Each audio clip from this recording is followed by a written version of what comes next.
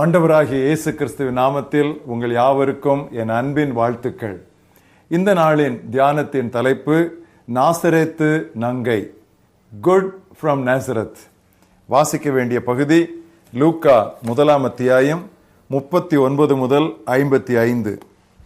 அந்நாட்களில் மரியாள் எழுந்து மலை நாட்டிலே யூதாவில் உள்ள ஒரு பட்டணத்திற்கு தீவிரமாய் போய் சகரியாவின் வீட்டுக்குள் பிரவேசித்து எலிசபெத்தை வாழ்த்தினாள்.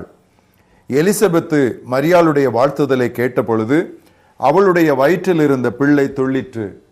எலிசபெத்து பரிசுத்த ஆவியினால் நிரப்பப்பட்டு உரத்த சத்தமாய், ஸ்திரீகளுக்குள்ளே நீ ஆசீர்வதிக்கப்பட்டவள், உன் கர்ப்பத்தின் கனியும் ஆசீர்வதிக்கப்பட்டது, என் ஆண்டவருடைய தாயார் என்னிடத்தில் வந்தது எனக்கு எதனால் கிடைத்தது?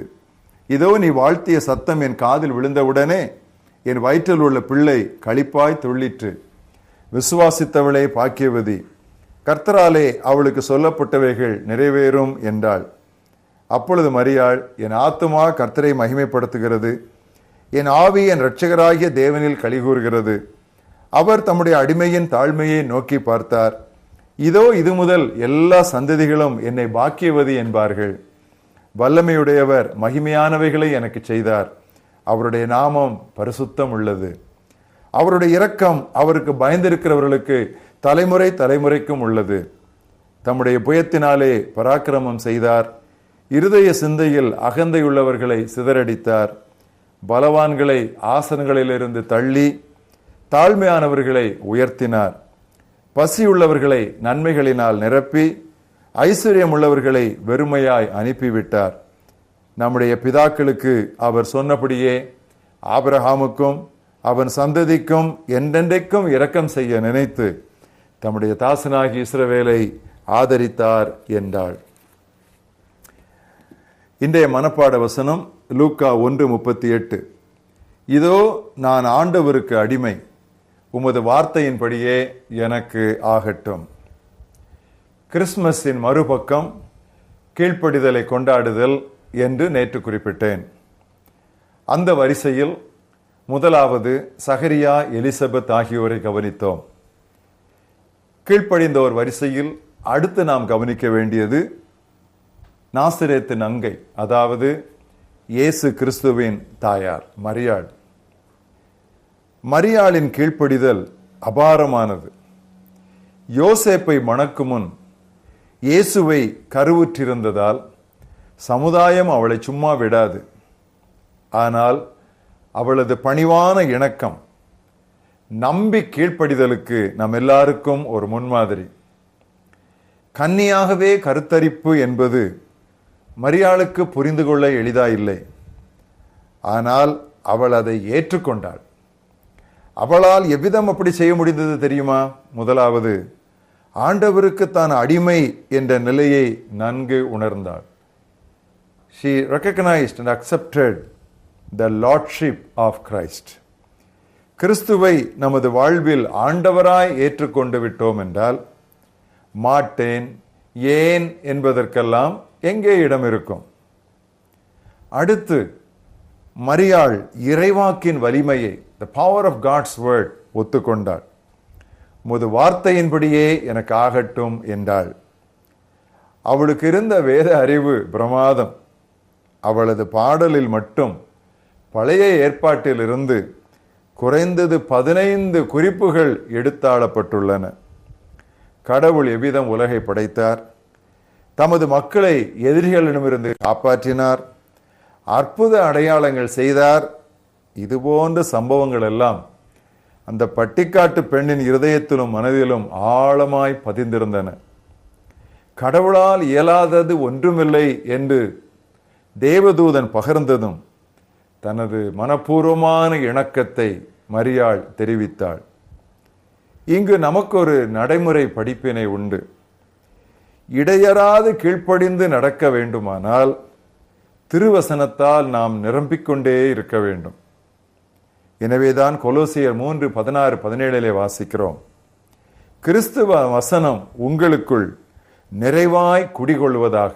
அப்படி குடிகொள்ளும் பொழுது எதை சொன்னாலும் எதை செய்தாலும் அனைத்தையும் ஆண்டவராகிய இயேசுவின் பெயரால் செய்யுங்கள். மரியாளும் அவள் கணவரும் திருச்சட்டத்தை எழுத்தின்படி அப்படியே கடைபிடித்தார்கள். இதோ சில எடுத்துக்காட்டுகள். அவள் தனது தூய்மையின் சடங்கை மோசேயின் சட்டப்படி நிறைவேற்றினாள். 2, திருச்சட்டத்தில் எழுதியுள்ளபடியே குழந்தையை ஆண்டவருக்கு அர்ப்பணிக்க கொண்டு வந்தார்கள். 3, அச்சட்டத்தில் கூறியுள்ளவாறே பலிக்கான காணிக்கையை தெரிந்தெடுத்தார்கள். ஆட்டுக்குட்டியை கொண்டு வரும் அளவு பொருளாதார வசதி இல்லாததால் லேவியராமம் 12:7-8 சொல்லப்பட்டது போல மரியாள் 2 புறா குஞ்சுகளை கொண்டு வந்தாள். இவ்விதம் குழந்தை இயேசுவுக்கு எல்லாமே திருச்சட்டத்திற்கு ஏற்பவே அவர்கள் செய்து முடித்தனர்.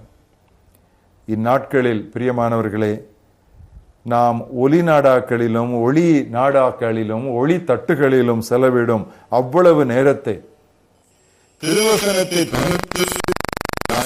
செலவிடுவதில்லை. ஆனால் திறந்த வேதத்துடன் முழங்காலை மடக்கி தனியறையில் நம்மை அடைத்துக் கொள்ளுவதும் இல்லை.